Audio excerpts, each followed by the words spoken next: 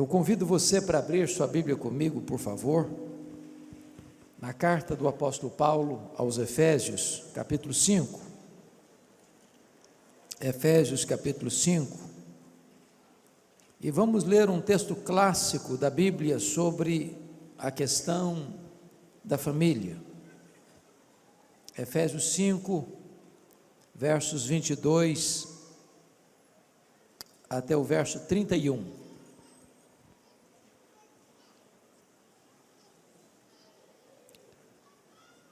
O apóstolo Paulo, falando do relacionamento conjugal, diz o seguinte: as mulheres sejam submissas ao seu próprio marido, como ao Senhor, porque o marido é o cabeça da mulher, como também Cristo é o cabeça da igreja, sendo este mesmo o Salvador do corpo.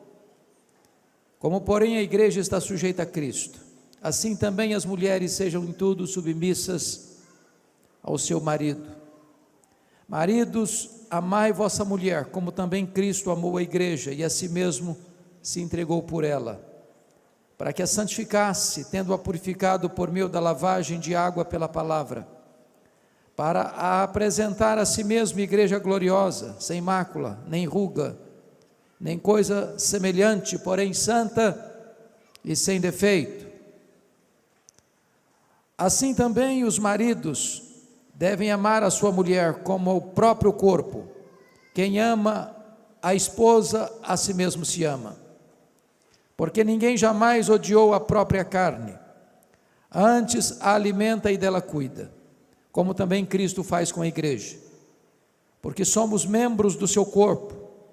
Eis porque deixa o homem a seu pai e a sua mãe, e se unirá à sua mulher, e se tornarão os dois uma só carne. Penso que todos nós estamos acompanhando de perto a conspiração não mais velada, não mais subjetiva, não mais de bastidor, mas uma conspiração afrontosa, deliberada, acirrada, contra a mais importante instituição que Deus criou, chamada família. A família preexiste ao Estado, a família preexiste à própria igreja. Não há igreja forte com famílias fracas, não há nação forte destruindo-se os fundamentos da família. O que nos choca e nos deixa perplexos é que aqueles que deveriam defender a família parece que usam todas as armas e armas de grosso calibre para desconstruir a família, a partir de próprios órgãos governamentais que têm como responsabilidade cuidar da educação e da formação do nosso povo, até mesmo com recursos públicos, patrocinam cartilhas, materiais didáticos, infiltrando-os nas escolas, doutrinando crianças e adolescentes, atacando de forma afrontosa e deliberada esta vetusta, esta importante instituição divina que é a família. Hoje, o maior canal de televisão, que é uma das mais poderosas armas de comunicação, não só do Brasil, mas do mundo, de forma idealizada, de forma consciente e deliberada, tem usado suas telenovelas para tentar minar os alicerces da família, para tirar da mente das pessoas o que é família, com a questão da ideologia de gênero. ensinando que quando uma criança nasce, ela nasce neutra. É a cultura, é o meio que vai determinar se ela vai ser homem ou se vai ser mulher. Estamos assistindo uma tentativa gigantesca de se considerar normal a relação entre homem e homem e mulher, como se homem e homem, mulher e mulher pudesse constituir uma família e formar um casamento.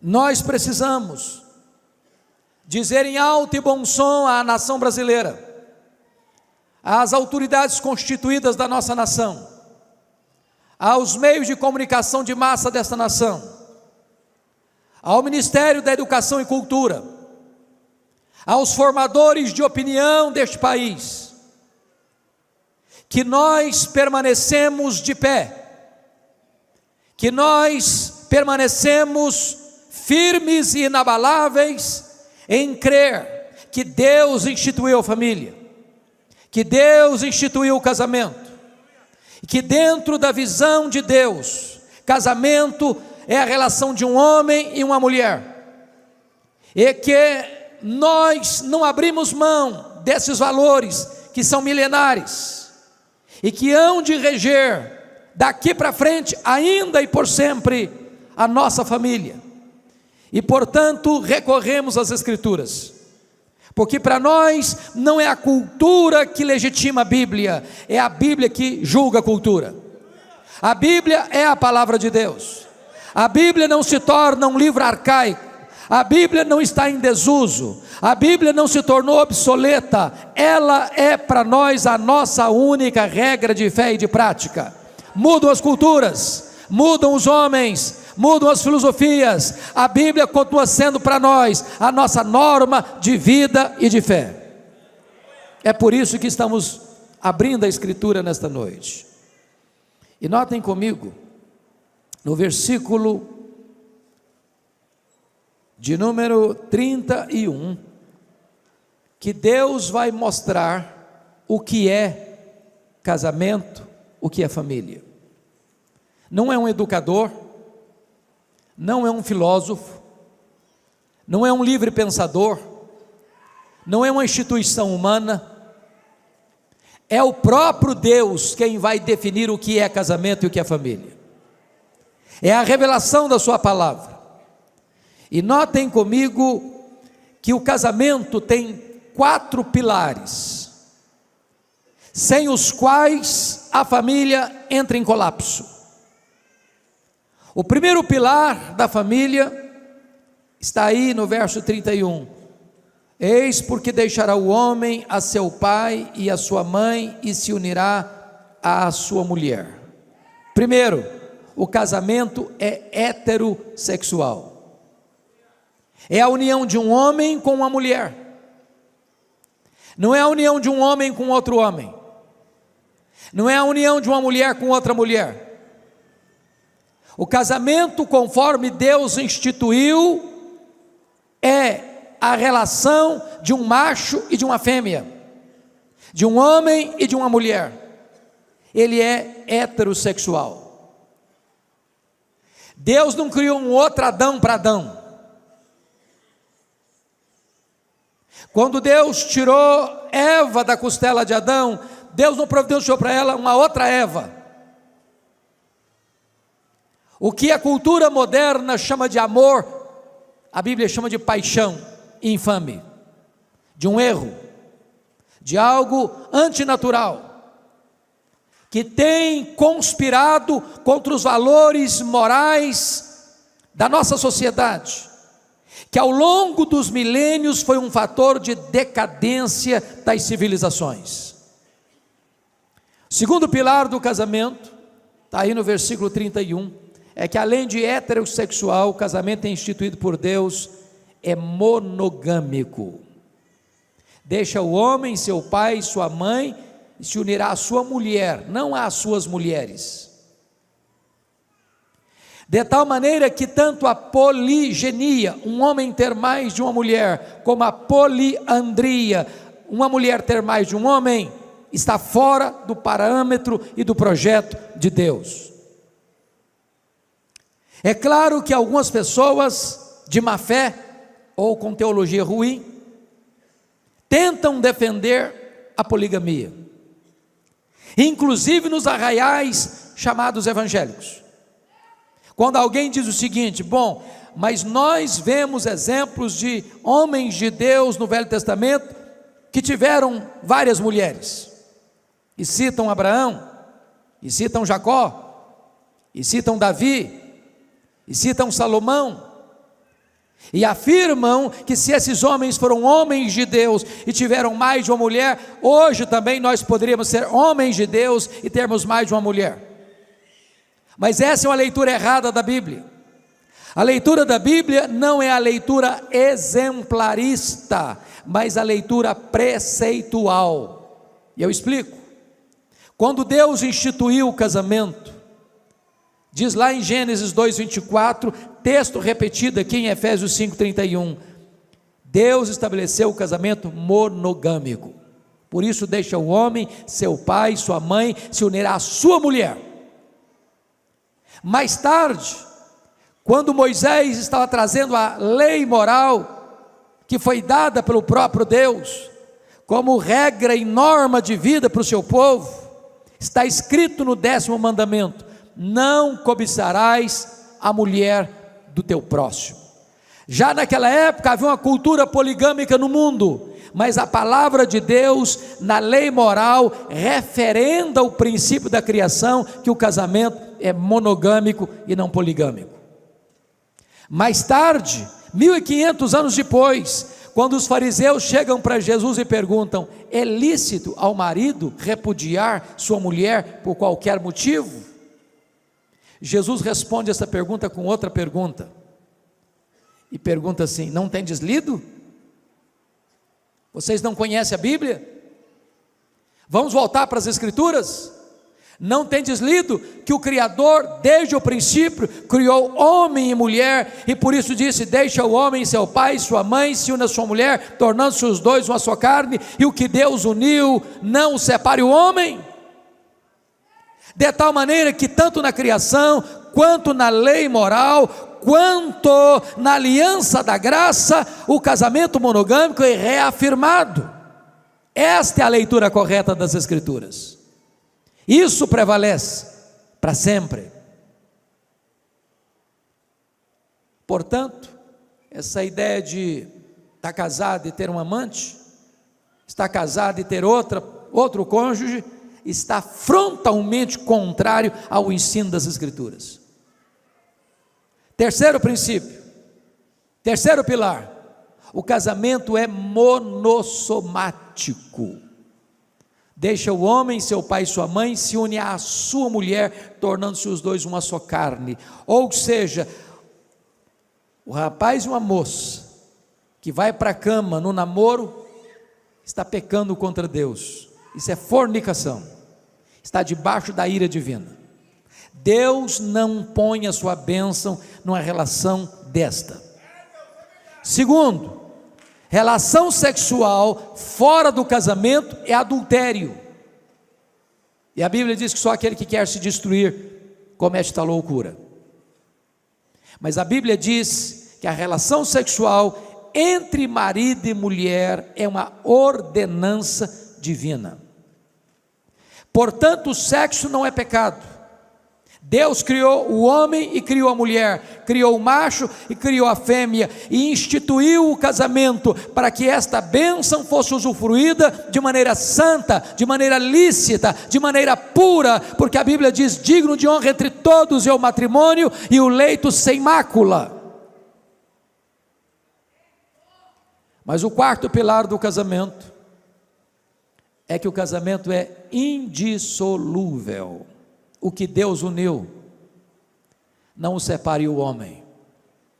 E a palavra homem aí, na língua grega, está no neutro. É homem, é mulher, é marido, é esposa, é advogado, é juiz, é conselheiro. Nenhum ser humano tem competência de desfazer o que Deus fez. Agora preste atenção. Tem gente que arranja uma desculpa dizendo o seguinte: ah, pastor, eu me separei, ou eu me divorciei, porque quando eu me casei, desculpem da expressão, ainda se amarrava cachorro com linguiça. Eu não sabia de nada não, eu casei inocente. Outra coisa, pastor, quando eu me casei contra a vontade dos meus pais, eu fui rebelde. Pastor, quando eu me casei, eu nem sabia o que eu estava fazendo direito, portanto, não foi Deus que me uniu, então eu estou me separando, então eu estou me divorciando. Deixa eu dizer uma coisa para você, mesmo que você tenha se casado na contramão da vontade de seus pais, mesmo que você tenha se casado sem ter compreendido plenamente o que era casamento, no momento em que você se casou, Deus ratificou aquela aliança. Vocês se lembram de Josué capítulo 9? Lá está escrito que Josué fez uma aliança com os gibeonitas sem consultar a Deus, apressadamente, mas ao firmar aquela aliança, ele não pôde mais quebrá-la, e 300 anos depois, o rei Saul quebrou aquela aliança, e o juízo de Deus veio sobre a nação de Israel. Notem isso, hoje 50% dos casais que vão ao altar, jurando amor um ao outro, depois vão para as barras de um tribunal, com mágoas e dores, desfazendo esta relação através de um doloroso divórcio. O preceito de Deus é: o que Deus uniu, não o separe o homem. Deus instituiu o casamento, Deus não instituiu o divórcio. Deus permite o divórcio por causa da dureza do coração, mas o casamento é ordenança dele, é a vontade dele. A saída para um casamento não é o divórcio, a saída é o perdão, é a restauração, é a cura, é o renovo, é a redescoberta do projeto de Deus. Talvez você argumente: ah, pastor, mas o meu amor acabou. Ah, mas secou tudo. Ah, mas perdeu completamente o brilho. Deixa eu dizer uma coisa para você: se o seu sentimento secou, o mesmo Deus que fez a vara seca de Arão florescer, pode fazer florescer o sentimento no seu coração. Se você argumenta que o amor morreu, eu posso lhe garantir que o mesmo Jesus que ressuscitou os mortos, pode ressuscitar o que está morto no seu coração. Se você argumenta que não tem mais nada, eu posso garantir a você que o Deus que chama a existência as coisas que não existem, pode trazer de volta o que já não tem mais aí, e restaurar o seu casamento. Deus é o Deus da restauração. Mas agora eu gostaria que você então pudesse acompanhar comigo qual é o papel da esposa, qual é o papel do marido, para que este casamento que é instituído por Deus, seja um casamento feliz. Feliz. Porque Deus não instituiu o casamento para a nossa infelicidade, Deus instituiu o casamento para a nossa felicidade. Nós podemos transformar um jardim grinaldado de flores, num deserto, num espinheiro. Nós podemos adoecer o nosso casamento. Como é que você pode ter um casamento feliz? Então eu gostaria que você notasse comigo a orientação das Escrituras. O apóstolo Paulo começa com as mulheres, e algumas pessoas pensam e até afirmam isso de forma equivocada, que Paulo era machista. Isso não é verdade, não é verdade. Até porque quando Paulo escreveu esse texto, irmãos, em todas as culturas da época, a mulher era desprezada. A mulher era desprezada na cultura hebraica, era propriedade do pai quando solteira e propriedade do marido quando casada. Para você ter uma ideia, a mulher não recebia herança na época. Naquela época que Paulo escreveu esse texto, o divórcio entre os hebreus era terrivelmente fácil. Havia um rabino chamado Hilel, que dizia que se a mulher queimasse a comida, o marido podia se divorciar dela. Se ela levantasse a voz um pouco, o marido podia divorciar dela. Pois bem, o cristianismo vem para restaurar o valor da mulher. O cristianismo vem para resgatar o verdadeiro sentido do casamento e da família. Se você olhar para a cultura grega, a mulher era mais desprezada ainda. Para você ter uma ideia, o maior orador grego, Demóstenes, disse que o homem tinha prostitutas para o prazer, concubinas para o sexo diário e esposa para os filhos legítimos. Era essa a cultura grega. Xenofonte disse que a mulher deve ver pouco, escutar pouco e perguntar o mínimo. Esse era o conceito dos gregos sobre a mulher. É o cristianismo que vem resgatar o papel da mulher nessa cultura que desprezava e humilhava a mulher. Se você vai para a cultura romana, era pior ainda. Sêneca dizia que as mulheres se casavam para o divórcio ou para se divorciar, e se divorciavam para casar. Agora, quando você olha a cultura pós-moderna, a mulher virou um objeto da sensualidade, virou apenas peça de propaganda. E é nesse contexto que eu chamo a sua atenção para o versículo 22. As mulheres sejam submissas a seu próprio marido, como ao Senhor. Primeira coisa, eu tenho plena certeza que esse assunto não é palatável, que não é, numa linguagem bem contemporânea nossa, politicamente correto. Por quê? Porque nenhuma palavra do cristianismo está mais desgastada, desfigurada e distorcida no cenário brasileiro e até evangélico do que a palavra submissão. Tem gente que sente urticária quando fala em submissão.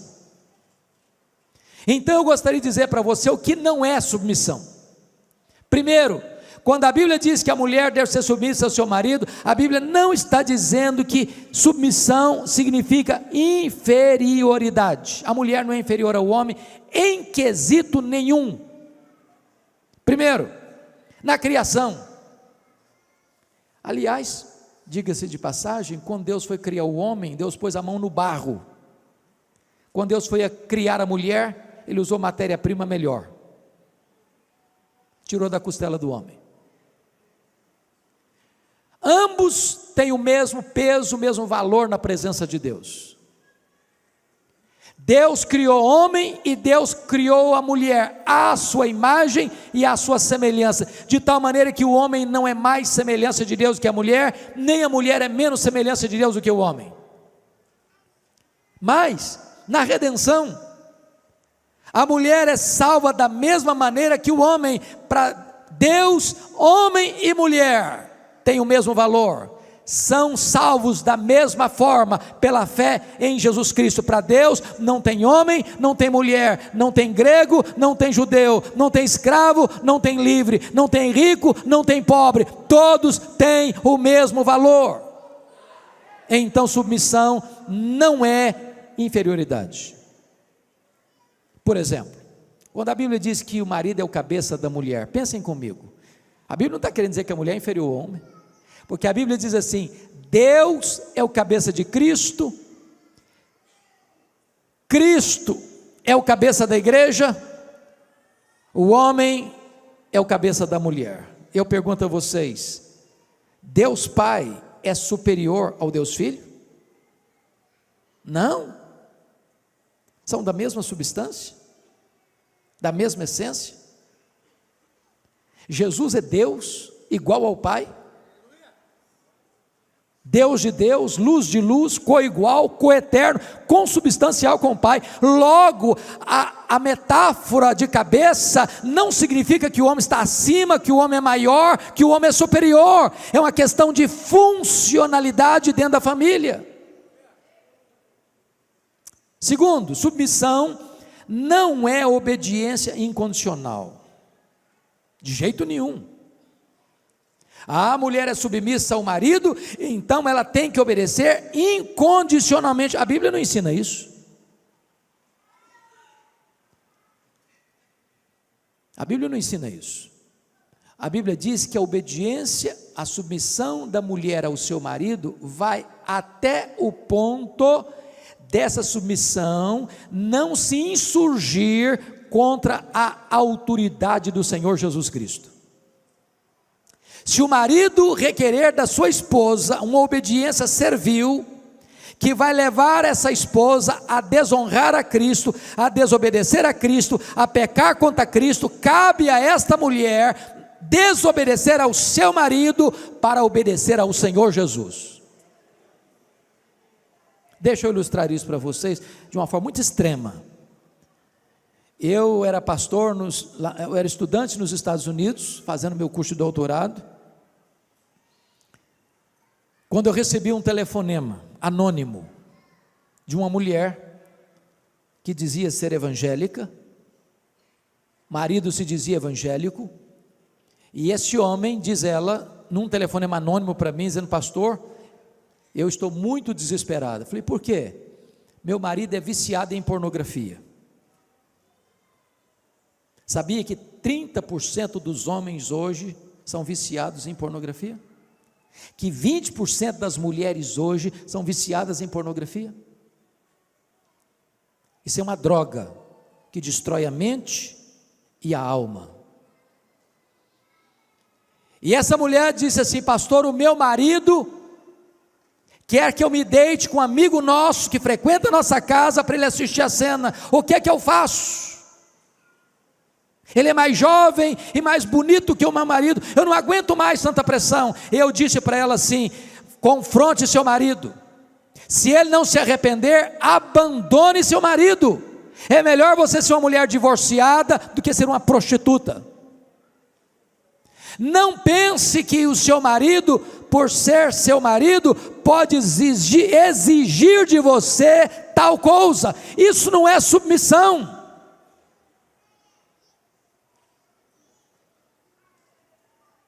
Portanto, a submissão da esposa ao marido não é uma submissão incondicional. O marido e a mulher estão debaixo de uma autoridade maior, a autoridade de Jesus Cristo. Se essas duas autoridades entrarem em choque, cabe a resposta dos apóstolos ao sinédrio: antes importa obedecer a Deus que aos homens. Terceiro lugar, irmãos. Terceiro lugar. Submissão não é submissão de gênero. Preste bem atenção nisso. Paulo diz: as mulheres sejam submissas não ao homem. Não está escrito isso aí. As mulheres sejam submissas ao seu marido. Não é que o sexo feminino é submisso ao sexo masculino. A Bíblia nunca ensinou isso. Não é de gênero a submissão, é numa relação familiar, porque Deus é Deus de ordem e não de caos. Uma família não pode ter duas cabeças, é preciso ter uma ordem, como dentro da própria Trindade tem uma ordem, o Pai é o cabeça de Cristo, também na família precisa ter uma ordem, e foi Deus quem constituiu o marido como cabeça. Portanto, a submissão não é a qualquer homem, é submissão ao marido, é a submissão dentro da instituição do casamento e da família. Pois bem, o que é então submissão? Primeiro, submissão é ter uma missão debaixo da missão do marido. Se o papel do marido é amar a sua mulher e dar a sua vida por ela, a missão da mulher é possibilitar ao marido a cumprir esse propósito, esse desiderato, essa missão. A mulher é submissa ao marido exatamente porque ela é serva de Deus. Em obediência à palavra de Deus, ela se submete ao seu marido. E eu vou lhe dizer algo maravilhoso: a submissão da mulher ao marido é a sua liberdade. Eu explico. Quando é que você é livre como cidadão brasileiro? É quando você obedece às leis ou quando você transgride as leis? Quando é que você é livre para dirigir o seu carro pelas estradas e pelas ruas da sua cidade? É quando você observa as leis do trânsito ou quando você quebra as leis do trânsito? Quando é que você tira um belo som de um piano? É quando você segue as letras e as normas e as notas, ou quando você toca as teclas atabalhoadamente? Quando é que a igreja é livre? É quando ela peca e desobedece a Cristo, ou quando ela anda dentro da vontade de Cristo, seguindo a sua palavra? Então note isso: Deus não quis subjugar a mulher, Deus não quer escravizar a mulher, Deus estabelece a liberdade, porque submissão não é sinônimo de escravidão, submissão é exatamente sinônimo de liberdade. Você é livre quando você obedece, você é livre quando você anda na luz. O mundo diz que liberdade é liberdade para se drogar, para ter sexo livre, para viver uma vida imoral. Isso não é liberdade, isso é libertinagem. O que é submissão? Submissão é a própria glória da mulher. Eu pergunto a você: qual é a glória da igreja? Qual é a glória da noiva? Quanto mais a igreja se deleita em Cristo, mais gloriosa ela é. Quanto mais a igreja honra Cristo, mais feliz ela é. Quanto mais a igreja obedece a Cristo, mais gloriosa e esplendorosa ela é. Então a submissão da mulher é a sua glória. Agora notem, a mulher não é submissa a um tirano, a um carrasco, a um ditador, a um homem cruel, a um homem insensível. Não, a mulher é submissa ao marido que a ama como Cristo amou a igreja. Esse é o projeto de Deus, essa é a vontade de Deus. Se a sociedade pudesse ouvir isso, se os canais de televisão pudessem ensinar isso, se as telenovelas ensinassem essa verdade, esse princípio, essa nação brasileira seria outra. A igreja, irmãos, é a sociedade de vanguarda nesse mundo. A igreja é o sal da terra, é a luz do mundo. A igreja precisa levantar a sua voz, desfraldar suas bandeiras e dizer que Deus ama a família, que Deus não abre mão da família e que os preceitos de Deus são para a felicidade da família.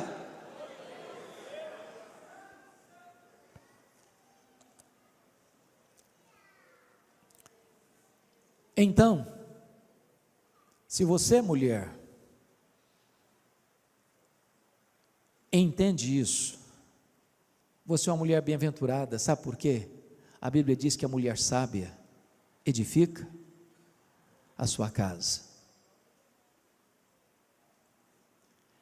Há muitas mulheres que não querem se colocar debaixo da autoridade de seu marido, disputam espaço, disputam comando. E eu, no segundo período, vou falar do outro lado da verdade bíblica, porque eu tenho certeza que tem muitas mulheres também, cujos maridos já se abdicaram da sua liderança, maridos omissos, desculpem da expressão, maridos frouxos, que não assumem o seu papel de líder da casa, de sacerdote do lar, não assume a responsabilidade de educar os filhos, de orar com os filhos, de orar com a esposa, de ser conselheiro, de ser intercessor, de ser amigo, de ser provedor, de ser uma bênção para a sua casa. E a nossa esperança, irmãos, é que a cidade de Várzea Paulista possa ser verdadeiramente impactada por esta igreja, pelas igrejas aqui representadas, para que cada família dessa cidade, em cada rua, em cada avenida, em cada praça, em cada escola, em cada faculdade, em cada instituição de ensino, em cada instituição de saúde, em cada instituição militar, possa saber que aqui nessa cidade há uma igreja que ama a família, que se importa com a família e que vela pela família.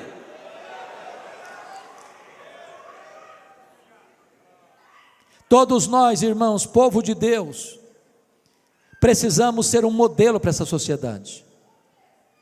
Um modelo. Quando o grande artista e humorista brasileiro Chico Anísio morreu, o que mais me impressionou é que a imprensa deu larga cobertura ao fato de que ele teve 7 casamentos, como se aquilo fosse uma grande vantagem para um homem ter 7 casamentos.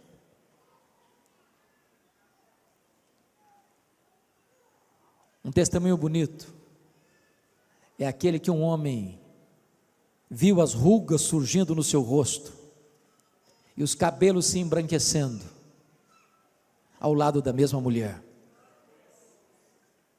com amor, com afeto, com ternura. Casamento não tem que ser seco, não tem que ser árido. Casamento tem que ser um casamento de amor, de comunhão, de alegria, em todas as fases da vida. E eu quero terminar esse primeiro período contando para vocês uma história que me marcou muito, muito mesmo. Porque tem muito casamento, inclusive dentro das nossas igrejas, que se mantém, mas estão secos, mas estão sem alegria, estão sem óleo, perdeu o romantismo, não tem mais elogio, não tem mais afeto, não tem mais doçura. E nós precisamos resgatar isso, porque não é apenas com os princípios que nós vamos impactar a sociedade, a cidade de Várzea Paulista, é sobretudo com o exemplo. A cidade precisa olhar para nós e dizer o seguinte: veja como esse casal vive, veja como eles andam, veja como eles tratam um ao outro, vejam como eles cuidam dos seus filhos, vejam como eles andam de mãos dadas, vejam como eles se amam. É isso que vai impactar, é isso que vai mexer com as pessoas, é perceber que é possível você envelhecer junto, amando a mesma pessoa, que é possível você caminhar junto, superando crises, que é possível você superar dificuldades pelo perdão, que é possível você se levantar e ser restaurado por Deus e retomar a sua caminhada conjugal, mesmo depois de um revés, que você pode tapar a porta dos fundos e dizer não para o divórcio e sim para o casamento. E a história que eu ouvi foi esta: havia um senhor de mais de 80 anos, que todo sábado passava na floricultura do seu bairro, para comprar uma flor, para levar para sua esposa. Mas nos últimos meses, ele já não levava uma flor, ele levava o melhor buquê de rosas que ele podia comprar, sábado após sábado. Até que um dia o dono da floricultura, muito curioso, disse: rapaz, você me impressiona, você é um homem de mais de 80 anos, ainda investe no seu casamento, a sua mulher deve ser a mulher mais feliz desse mundo, me responda, qual é a reação dela quando ela recebe todo sábado esse buquê de rosas? E ele respondeu: ela não reage de forma nenhuma, ela não faz nada, não esboça nenhum sorriso, nem me diz muito obrigado. Como assim? Como assim? Você leva flor para ela todo sábado, e ela não reage, e ela não faz nada, e ela não se alegra, e ela não dá um abraço, ela não dá um beijo, ela não esboça um sorriso, ela não diz nem muito obrigado? E ele respondeu: não. Mas como? Ele disse: a minha mulher tem Alzheimer, ela não sabe mais quem eu sou, ela não sabe que eu sou o marido dela. E o homem, mais perplexo, mais chocado ainda, disse: mas se ela não sabe quem é você, por que é que você leva flor para ela todo sábado? E ele respondeu: ela não sabe quem eu sou, mas eu sei muito bem quem ela é. Eu sei muito bem quem ela é. Este é o amor. E é sobre este assunto que eu quero falar com você na segunda parte da nossa mensagem.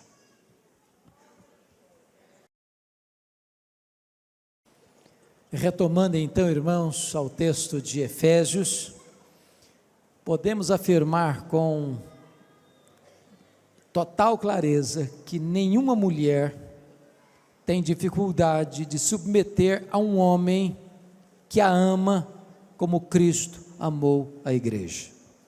Pois esse é o projeto de Deus. Se Deus requer que a mulher se submeta ao seu marido, Deus requer que o marido ame a sua mulher como Cristo amou a igreja. O padrão para o homem, para o marido, é muito mais elevado. Então, nenhum homem cristão pode, em nome da submissão da esposa a ele, explorar a esposa, subjugar a esposa, massacrar a esposa, fazer dela um capacho. Esse não é o projeto de Deus, essa não é a vontade de Deus.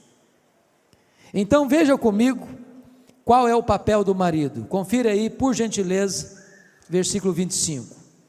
Maridos, amai vossa mulher como também Cristo amou a igreja e a si mesmo se entregou por ela. Primeira coisa é que Deus requer que o marido ame a mulher, nem requer que ele entenda a mulher. Acho que o desafio fica grande demais. Deus requer que o marido ame a mulher, nem sempre vai entendê-la, mas é preciso amá-la. E quando você fala que o marido deve amar a sua mulher, isso implica três coisas. Primeiro, quem ama declara que ama. É claro, gente. Há um livro de um autor muito conhecido no Brasil. Esse livro chama-se As 5 Linguagens do Amor. E ele disse que a palavra amor é uma palavra que hoje não tem consenso no seu entendimento. Porque para algumas pessoas, amor é ouvir essa declaração: eu te amo. Qual foi a última vez que você falou para sua mulher: eu te amo? Eu sei que foi hoje, não foi? Para outras pessoas, amor é serviço. Se você não ajuda sua mulher a lavar a louça da janta, você não ama nada, porque a linguagem que ela entende por amor é serviço. Eu sei que você daqui é tipo de marido que ajuda, claro, né? Não tem nenhum marido machista aqui. Para a terceira pessoa, amor é tempo de qualidade. Se você não está perto, se você não fica junto, se você não agenda para ficar perto, você não ama, porque a pessoa entende que amor é isso. Para a quarta pessoa, amor é contato físico.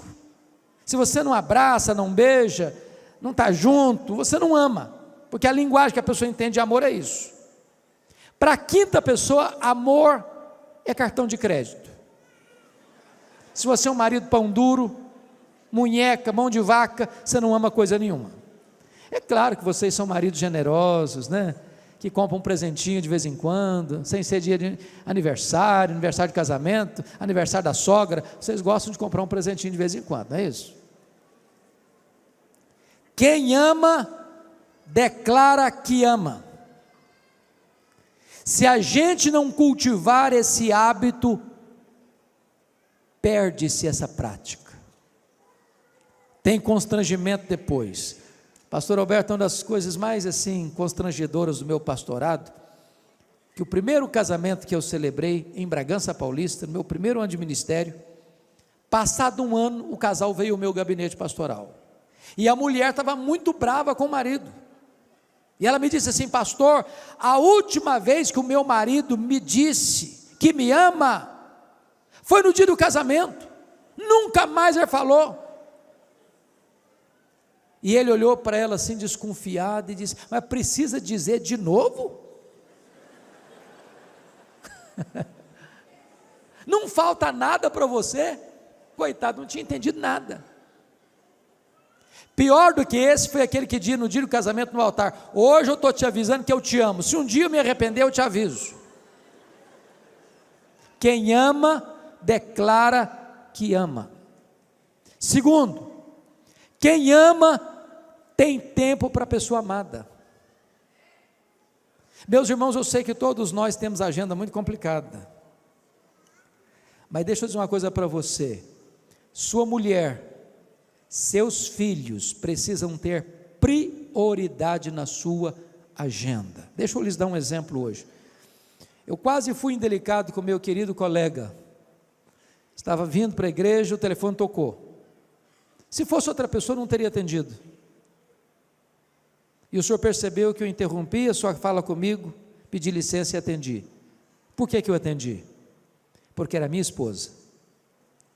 E eu tenho um princípio: eu posso estar na reunião mais importante da vida, o telefone tocou, eu olhei, é minha esposa, é meu filho, é minha filha, é minha nora, eu atendo na hora.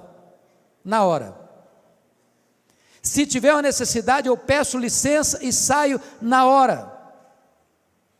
Porque muito obstante você tenha tantos compromissos, a sua família precisa saber que você tem acesso à sua agenda a qualquer dia, qualquer hora, em qualquer lugar, e tem prioridade. Quem ama tem tempo para a pessoa amada. Deixa eu lhes contar um fato, me permitam, da minha experiência. Eu fui para Vitória em 1985 para ser pastor. No ano seguinte, eu era solteiro. No ano seguinte, nós recebíamos lá a Assembleia Geral da nossa denominação.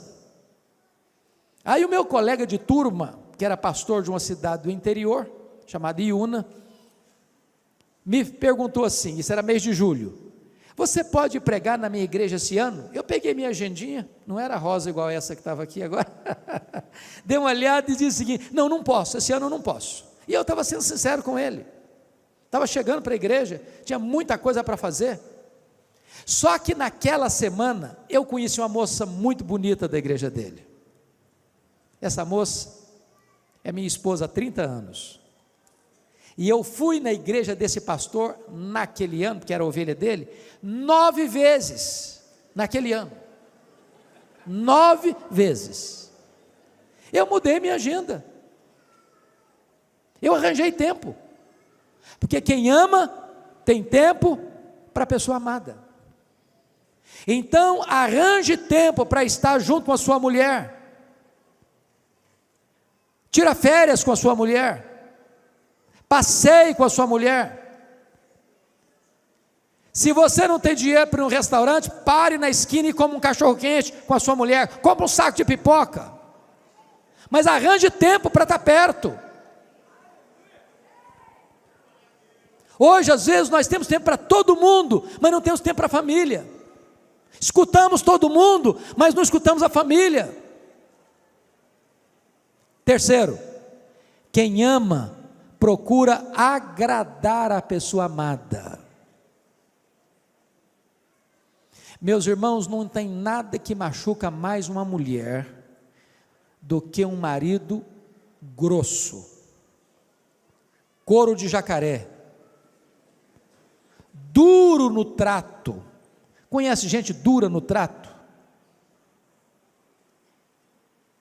Quem ama procura agradar a pessoa amada.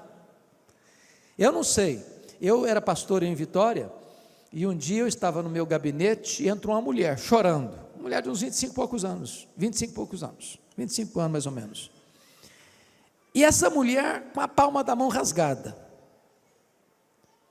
Quando ela acalmou um pouquinho, eu perguntei: minha filha, o que está acontecendo com você? Ela me disse: eu estou numa terrível crise conjugal. E eu perguntei: quantos anos de casada? Ela me disse: 3 meses. Eu falei: 3 meses? Mas lua de mel, desse jeito? Vocês já viram o pastor de vocês fazer casamento, claro. Se não botar um microfone para escutar os compromissos do noivo com a noiva e da noiva com o noivo, só o pastor escuta o que eles prometem.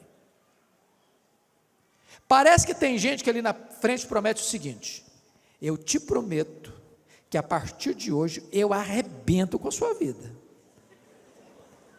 Eu te prometo que a partir de hoje você não tem mais um dia de paz. Eu te prometo que a partir de hoje você não dorme mais sem Lexotan. Parece que tem gente que está prometendo isso. Quem ama, procura agradar a pessoa amada. Tem gente que diz assim: eu quero me casar para ser feliz. Não, está errado isso. Sabe por quê? Eu vou dizer algo chocante para você aqui. Não é o casamento que faz uma pessoa feliz. Casamento é para que 2 pessoas felizes sejam mais felizes ainda. Mas a única pessoa que faz alguém feliz é Jesus de Nazaré. É Jesus. Agora preste atenção nisso. O seu papel como marido, o seu papel como mulher é descobrir formas e meios de abençoar o seu cônjuge, de agradar o seu cônjuge. De que maneira fazer isso, irmãos? Um elogio. Nós temos que aprender a sermos pródigos nos elogios e cautelosos nas críticas. Eu conheço casal que pensa que vai melhorar o cônjuge com a lupa na mão, identificando os pontos falhos. Não, eu tenho que descobrir quais são os pontos falhos do meu marido, da minha esposa, para corrigi-los. Não é assim que você ajuda o seu cônjuge. Aliás, você deve identificar quais são os pontos fortes e enaltecê-los. Um elogio sincero vale mais do que 1000 críticas.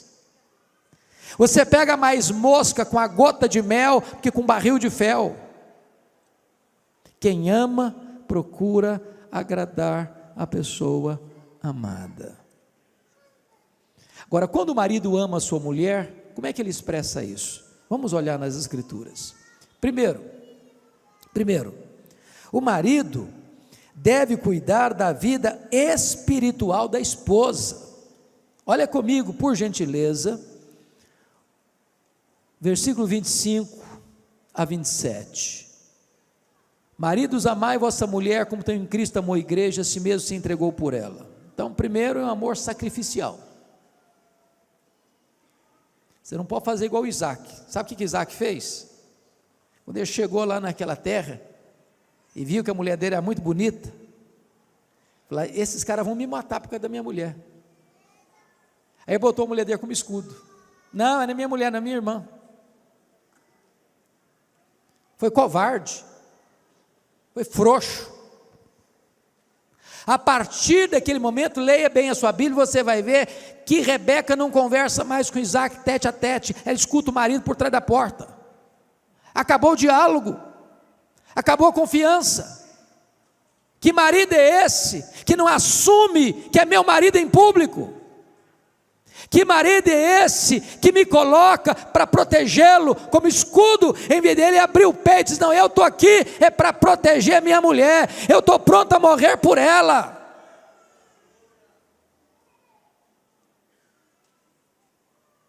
É um amor sacrificial. Olha aí comigo mais, por gentileza, versículo 26, para que a santificasse. Veja que o amor do marido santifica a mulher. De que maneira, irmãos? De que maneira que o amor do marido santifica a mulher? Pensa comigo nessa cena. Marido não elogia a esposa. O marido não é carinhoso com a esposa, o marido não é romântico com a esposa, o marido nunca faz um afago na esposa, o marido trata a esposa de qualquer jeito, casca grossa, duro no trato, não é afetuoso, não é carinhoso, não é cavalheiro, não é amável, não cobre a esposa de cuidado. Aí essa mulher sai de casa, bota o pé na rua e é coberta de elogio. Coberta de elogio. O que é que essa mulher está? Fragilizada, carente afetivamente, tornou-se o quê? Vulnerável.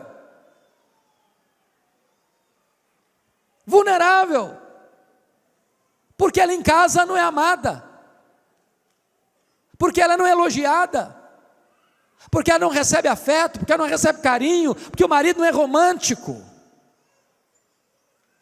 Agora imagina outra cena, essa mulher, ela é valorizada pelo marido, ela é querida pelo marido, o marido a valoriza, o marido a elogia, o marido é carinhoso, o marido é romântico, o marido é cavalheiro, o marido é cuidadoso. Quando ela sair à rua e alguém vir querer trazer sedução para cima dela, sai para lá, cara, sei quem eu sou amada, eu sou querida, eu tenho valor, eu sou valorizada, eu não estou nem aí com esse tipo de elogio barato seu.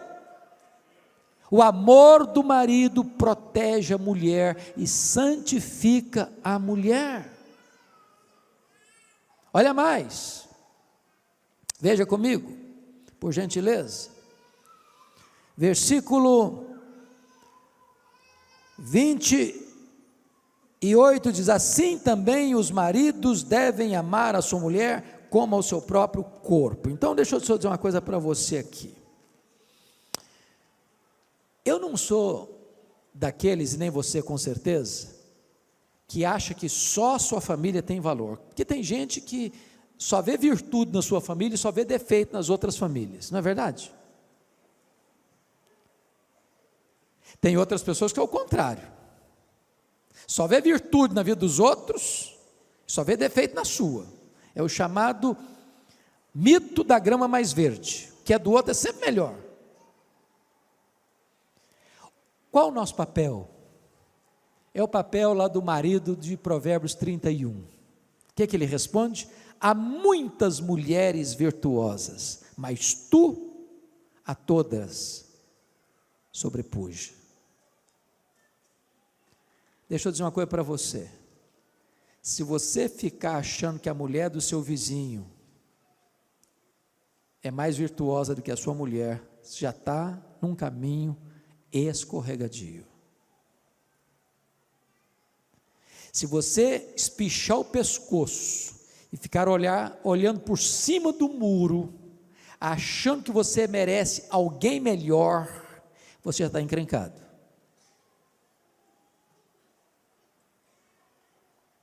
Você precisa entender que você tem que vigiar o seu coração, para que você não queira ter quem você não pode ter, e para que você valorize quem você tem, quem Deus lhe deu.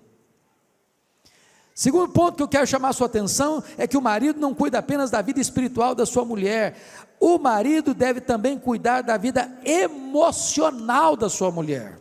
Olha comigo os versos 28 e 29 então. Assim também os maridos devem amar a sua mulher como ao próprio corpo. Quem ama a esposa a si mesmo se ama. Porque ninguém jamais odiou a sua própria carne, antes a alimenta e dela cuida, como também Cristo faz com a igreja. Então vamos entender uma coisa aqui, irmãos.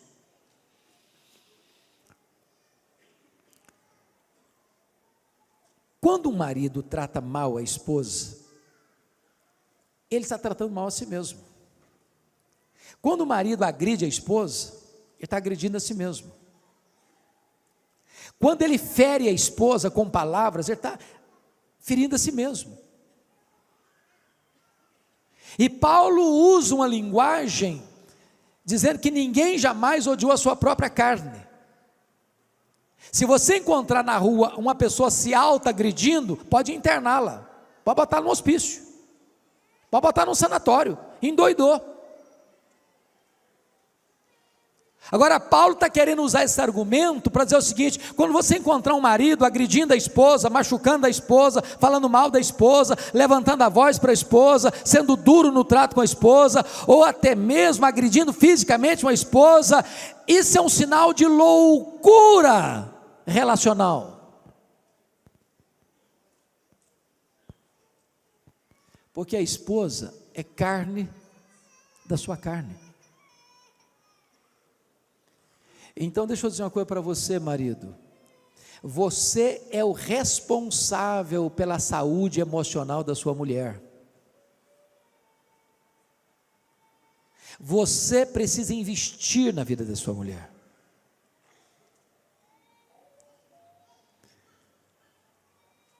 A sua mulher tem determinadas carências na área emocional que ninguém mais pode suprir a não ser você. E preste atenção que isso é altamente espiritual. Sabe por quê? 1 de Pedro 3,7 diz assim: se você não viver a vida comum do lar, tratando a sua esposa como o vaso mais frágil, as suas orações, marido, são interrompidas. Você pode levantar a mão para o céu e dar glória a Deus na igreja, se lá em casa você deita o braço na sua mulher, as suas orações na igreja não valeram nada. O que Deus está dizendo é que você não pode ter um relacionamento correto com Deus, se você não está tendo um relacionamento correto com a sua mulher. Você é o responsável pela vida emocional da sua mulher. Mas notem comigo mais,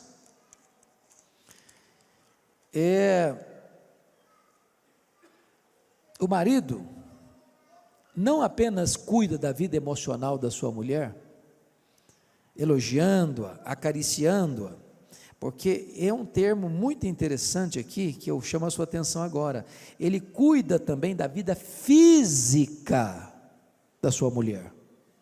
Olha, por gentileza, o que está escrito no verso 29 ao verso 31, porque ninguém jamais odiou a própria carne, antes a alimenta e dela cuida. A palavra cuida aí, na língua grega, só aparece mais outra vez na Bíblia, no Novo Testamento, só aqui em Efésios 5:29 e em 1 Tessalonicenses 2:7, e lá a palavra foi traduzida por acariciar.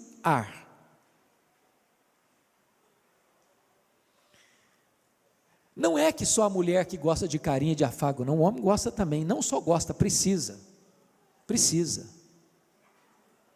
mas cabe ao marido acariciar a sua mulher. Eu estou falando de um ato físico, e que é legítimo, e que é a expressão da vontade de Deus, e que é o projeto de Deus, que marido e mulher tenham afeto um pelo outro, sejam carinhosos um com o outro, façam afago um no outro, abraçam um ao outro, beijam um ao outro, sejam afetuosos um com o outro, tenham carícias um com o outro. É o que a Bíblia diz em Provérbios. Por que você vai buscar a fonte alheia, a fonte estranha, se Deus botou um manancial para você dentro da sua casa, no seu casamento? Para que você vai buscar prazer lá fora, se Deus deu para você essa fonte de prazer? Então usufrua o que Deus deu para vocês. Deixa eu dizer uma coisa aqui bem aberta para vocês. Ter sexo fora do casamento, antes do casamento, é pecado. Ter sexo fora do casamento é pecado. Mas não ter sexo no casamento também é pecado. É ordem de Deus: não vos priveis um ao outro. E eu estou dizendo para vocês algo extremamente espiritual. Sabe por que é extremamente espiritual? Porque se marido e mulher negligenciar essa área física do relacionamento, entra na jogada um personagem terrível chamado de Satanás. que vai tentar marido e mulher por causa da incontinência. Irmãos, isso não é opinião de homens, isso é a palavra de Deus, isso é o ensino da Escritura, isso é Deus blindando o casamento para que não haja brecha para o inimigo entrar. Agora é claro, irmãos, é claro, Marabel Morgan, se vocês um dia, mulheres, acharem esse livro numa livraria, comprem A Mulher Total, de Marabel Morgan. E Marabel Morgan disse que o sexo para a mulher começa no café da manhã. Sabe o que significa isso? Se o marido for grosso com a mulher desde o amanhecer do dia, de noite vai ter pedra no colchão.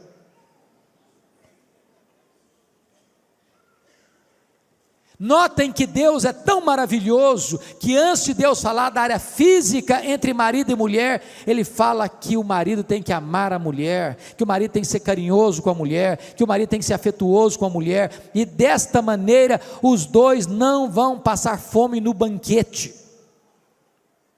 Irmãos, eu estou sendo claro com vocês? Ou preciso botar a legenda? Esse é o projeto de Deus, essa é a vontade de Deus. Preste bem atenção nisso. Ninguém aqui tem um casamento tão bom que não possa ser melhorado. Ninguém aqui tem um casamento tão ruim que não possa ser restaurado. Quem sabe Deus, pela sua graça, nos ajude a investir um pouco mais no nosso casamento. Sabe o que me deixa perplexo, pastor Alberto?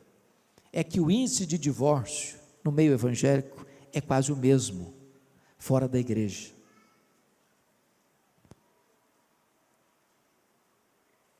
Sabe o que me deixa triste? É que às vezes o marido crente e a mulher crente têm agido quase da mesma maneira daqueles que não conhecem a Deus.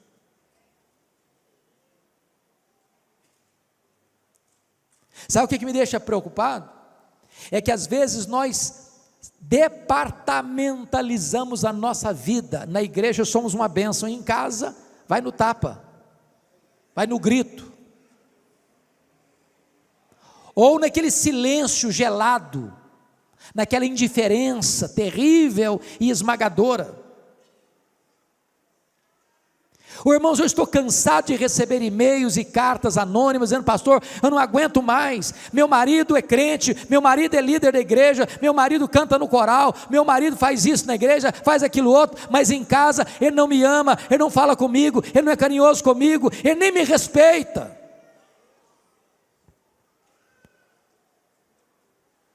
Então, em nome de Jesus, queridos, nós precisamos orar para Deus trazer um reavivamento no nosso casamento e na nossa família.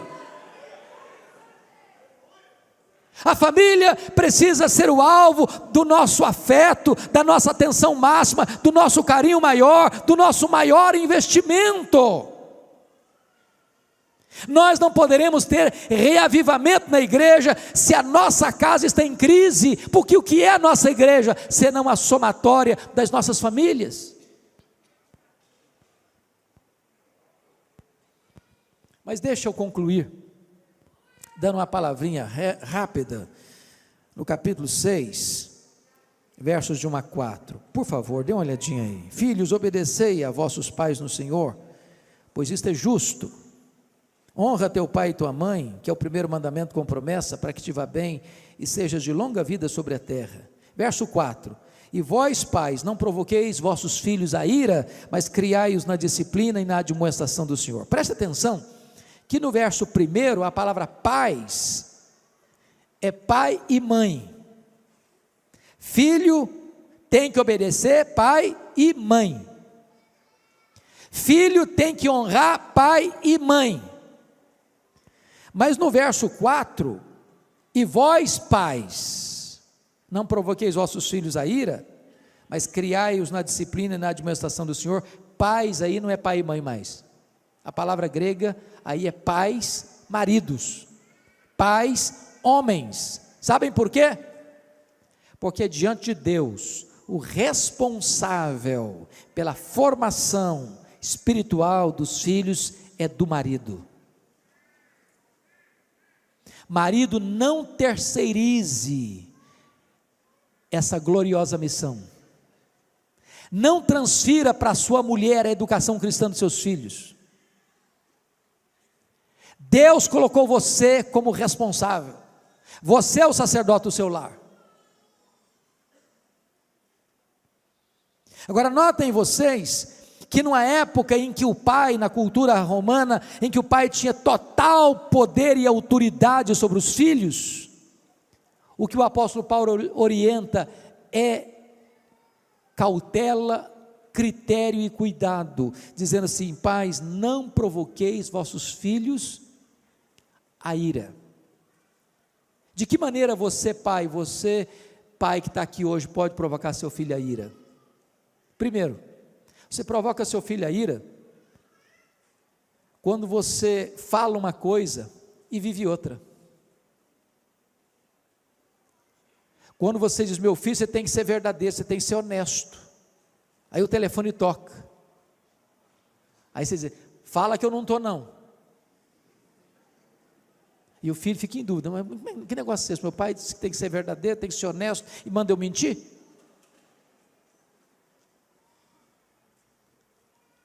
Você provoca seu filho a ira quando você compara um filho com outro, e tem predileção por um filho em prejuízo do outro, e age como Isaac e Rebeca: eu tenho um filho predileto, não, o outro é que é meu predileto. Você provoca um filho a ira quando você requer dos filhos o mesmo desempenho, quando você só pode requerer o mesmo empenho. E eu explico. José e João são irmãos, filhos do mesmo pai, da mesma mãe, vão para a aula, a mesma prova, um tira 10, o outro tira 8. Às vezes quem tirou 8 estudou mais que quem tirou 10, porque você não pode exigir dos filhos o mesmo desempenho. Você pode exigir sim, estudar ao mesmo tempo, ter o mesmo esforço, ter a mesma dedicação, mas você não pode exigir o mesmo desempenho. São pessoas diferentes. Você provoca um filho a ira quando você cobra sempre e não elogia nunca. Por exemplo, o menino chega em casa todo feliz, diz: papai, eu tirei 9 na prova de matemática, e você diz: menino, quando é que você vai tirar 10? O menino fica todo desanimado, nunca vou conseguir agradar meu pai. O que você poderia dizer para ele? Parabéns, meu filho, parabéns, você tirou 9, eu acho que você tem potencial para tirar 10. Você valorizou seu filho, você encorajou-a a prosseguir e avançar um pouco mais. Você provoca seu filho a ira quando você dá mais valor a coisas do que a pessoas. Você lisa mais o seu carro do que faz polimento nos relacionamentos. Você tem mais ciúme do seu carro do que da sua família.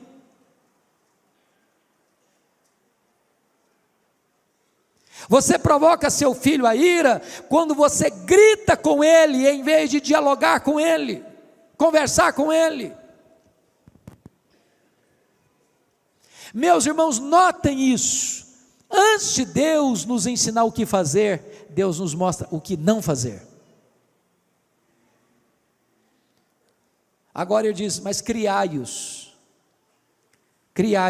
na disciplina e na admoestação do Senhor. Preste atenção, criar filho não é apenas gerar filho.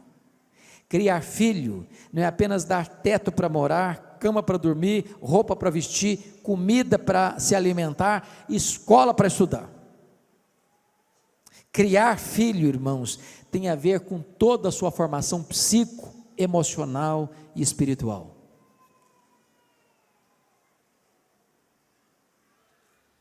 Nós estamos vivendo uma geração muito complicada. Tem muitos pais que terceirizam os filhos para outros cuidarem, para outros educarem.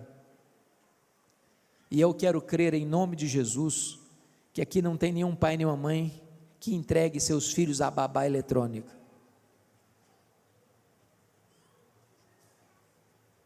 Crie os seus filhos, eduque os seus filhos, e inculque nos seus filhos os valores de Deus. Gaste tempo com seus filhos, senta com eles, conta o que Deus fez na sua vida, quão maravilhoso é Deus, conte para eles, isso é educá-los, mas mais, na disciplina e na admoestação do Senhor. Hoje nós vivemos numa geração que o Estado está interferindo na família. Eu acho tão curioso isso. Um pai e uma mãe não podem dar um tapa num filho mais, mas matar pode, abortar pode. Já perceberam a incoerência? Pai e mãe não pode disciplinar, mas se quiser entrar e tirar lá do sacrário do ventre materno, esquartejar, envenenar e arrancar de lá, aí pode. Agora deixa eu dizer uma coisa para você, todo filho precisa de limites, de disciplina. Tem que ter horário para chegar, tem que ter horário para sair, tem que saber aonde vai, tem que saber com quem vai, tem que saber o que vai fazer, tem que saber a hora que vai voltar. Filho precisa de limites.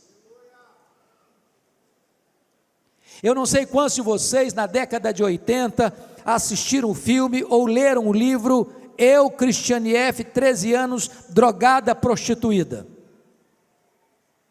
A mãe, criada numa família muito rigorosa nos limites, na disciplina, ela pensou, o dia que eu crescer, o dia que eu for mãe, a minha filha não terá limites, eu vou deixar ela livre. Essa é a pregação da sociedade de hoje, é isso que está nas telenovelas, é isso que a televisão está ensinando todo dia, é isso que a cultura moderna está dizendo, os filhos é quem faz as suas escolhas, você não interfere em nada. A Bíblia diz exatamente o contrário. A Bíblia diz que você põe limites. Filhos precisam de limites. Sabe o que aconteceu? Essa mulher teve uma filha, não pôs limites, deixou ela livre. Com 13 anos, a menina estava drogada, a menina estava prostituída, a menina estava destruída, e ela chorando diz, pensando que estava dando liberdade à minha filha, eu destruí a minha filha. Deixa eu dizer uma coisa para você pai e você mãe, nem sempre nossos filhos vão gostar de receber um não, nem sempre. Eu não sei se os filhos de vocês são como os meus, mas eu cheguei às vezes a falar não para o filho, ele ficou emburrado comigo, fechou a cara, trancou-se no quarto e começou a chorar. Deixa eu dizer uma coisa para você, choro não mata filho. Choro não mata filho, mas não colocar limites mata filho, destrói filho. Deixa eu dizer outra coisa para vocês, pai e mãe têm que ter coragem de interferir no namoro dos filhos. Preste bem atenção nisso. Pai e mãe têm que ter coragem de interferir no namoro dos filhos. O que eu quero dizer com isso? A menininha começou a namorar, o rapazinho começou a namorar, não conversa com mais ninguém, não tem mais relacionamento com ninguém na igreja, se isolou do mundo, chega em casa, se tranca no quarto, quando você vai olhar, atender o telefone, está com a cara cheia de lágrima. Ô gente, namoro ruim é ensaio para um casamento trágico. Você já viu um namoro ruim dar casamento bom? Então, se o namoro é ruim, é hora de você interferir sim. Não dá, meu filho, não dá, minha filha, vamos parar com isso. Você já escutou aquele ditado, é melhor você ficar meia hora vermelho do que a vida inteira amarelo? Depois os seus filhos vão agradecer a você. Tem que ter coragem, disciplina. Tem hora que a única linguagem que os nossos filhos vão entender é a linguagem da disciplina. Não pode, não vai, não fica. Não é agradável dizer isso não, irmãos. Você está pensando que é fácil? Mais fácil, não faz, vai, não tem problema não, chega a qualquer hora, não sei para onde vai, tudo bem. Não, tudo bem não, os filhos precisam de limites. Deixa eu dizer outra coisa para vocês. Mas agora meu filho tem 18 anos, agora faz o que quiser. Está debaixo do seu teto? Está debaixo do seu teto? Quem manda lá é você, varão. Quem manda lá é você. Não tem desse negócio que fez 18 anos agora, manda e faz o que quer, não. Filho precisa honrar pai e mãe. Eu nunca vi um filho que honra pai e mãe sendo mal sucedido na vida porque honrou pai e mãe. Nunca vi. Mas vejo todo dia jovens morrendo cedo, jovens entrando em quadrilhas de crime, de drogas e de tudo enquanto é coisa ruim, porque não honra pai e mãe, porque não escuta pai e mãe, porque não obedece pai e mãe. Em nome de Jesus, é hora de nós assumirmos o nosso posto e disciplinar, por limites. Mas a Bíblia diz mais: criai-os na admoestação. A palavra admoestação tem a ver agora com conversa, com confronto verbal. Porque às vezes, meus irmãos, sabe o que acontece na família? Quando não está bem, um fica para cá, outro fica para lá. Há um silêncio, o medo da conversa, o medo do confronto, o medo do enfrentamento. Eu não estou falando de brigar não, irmãos, não estou falando de gritar não. A autoridade não é falar alto, a autoridade não é dar murro na mesa. Eu gosto muito de uma frase de Erich Fromm, quando ele disse o seguinte: há dois tipos de autoridade, a autoridade imposta e a autoridade adquirida. A autoridade imposta é quando você grita: aqui quem manda sou eu. Quando você precisa gritar para falar isso, é porque já perdeu a autoridade. Você precisa gritar. Você pode falar baixinho, mas sabe o que fala mais? É o seu exemplo, é a sua coerência. Converse, confronte. Mas ao conversar com seu filho, confrontar o seu filho, confronte com a Bíblia aberta, confronte com o coração quebrantado, confronte com lágrimas nos olhos, confronte para passar para o seu filho o seguinte: meu filho, eu estou falando isso para você porque eu te amo, porque eu quero o melhor para a sua vida, porque eu me interesso por você, porque seria muito mais fácil eu deixar para lá, seria muito mais cômodo. Às vezes é mais fácil a omissão do silêncio e da covardia do que o desconforto do confronto.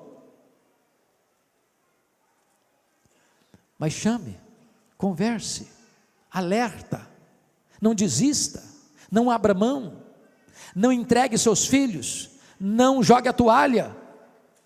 É isso que a Bíblia me ensina. Mas eu termino.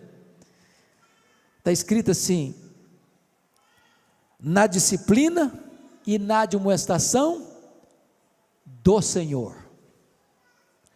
Do Senhor. Sabe o que significa isso? Você precisa dar aos seus filhos educação cristã. Quando eu olho hoje, irmãos, o cenário brasileiro e até na igreja, o que é que um pai e uma mãe hoje quer dos filhos? Via de regra, nós temos até uma expressão: fulano de tal está muito bem de vida, está muito bem sucedido na vida. O que está querendo dizer com isso? Estudando uma boa escola? Fez a prova do Enem, tirou nota máxima? Galgou os degraus da melhor faculdade do país? Entrou num curso cobiçado? Saiu da faculdade e achou um grande emprego? Está ganhando muito dinheiro?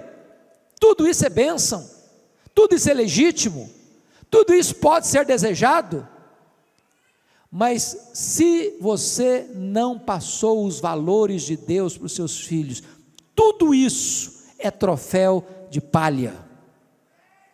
Troféu de palha. O que adianta ganhar o mundo inteiro e perder a sua alma? Mais importante que qualquer vitória nesta vida, de qualquer sucesso nesta vida para os nossos filhos, é criar os nossos filhos na admoestação do Senhor. Que os nossos filhos sejam servos de Deus, que eles amem a Jesus, que eles sirvam a Deus, que eles estejam integrados na igreja, que eles sintam prazer em participar do culto e adoração a Deus, que eles estejam envolvidos na obra de Deus, que eles estejam engajados no reino de Deus. E eu quero terminar dizendo o seguinte, irmãos, eu olho, e o pastor Alberto tem viajado tanto, quanta tristeza você tem quando vai em Europa hoje, de ver as igrejas vazias, ou de ver um gato pingado de gente, só de cabecinha branca, porque a juventude não está mais na igreja. Por quê, irmãos? Por quê? É porque os pais falharam em passar o bastão do evangelho para os seus filhos. Irmãos, hoje os nossos filhos estão vivendo um mundo muito mais perigoso que nós vivemos na nossa juventude. As janelas do mundo estão mais abertas e mais coloridas. As propostas para seduzir e atrair o coração dos nossos filhos são muito mais veementes hoje que na nossa época, e nós precisamos redobrar o nosso esforço para que as crianças, para que os adolescentes, para que os jovens conheçam a Deus, sejam cheios do Espírito de Deus, sejam envolvidos com a obra de Deus e possam ser uma igreja viva, forte para a glória de Deus. Nós não podemos perder esta geração, queridos. Nós não podemos fracassar, deixando de transmitir e passar o bastão do evangelho para esta geração, para que a futura igreja, a igreja de amanhã, seja mais viva, mais forte e mais cheia do Espírito Santo do que a igreja que vivemos hoje. A minha palavra é de gratidão a Deus por esta noite. A minha palavra é de gratidão a Deus por esta igreja. A minha palavra é de gratidão a Deus pelos pastores desta igreja, pela visão de investir na família e de impactar a cidade de Várzea Paulista, ajudando as famílias dessa cidade. Que Deus abençoe vocês, que Deus guarde vocês, que Deus guie vocês, que Deus proteja vocês, que Deus conduza vocês em triunfo. Amém.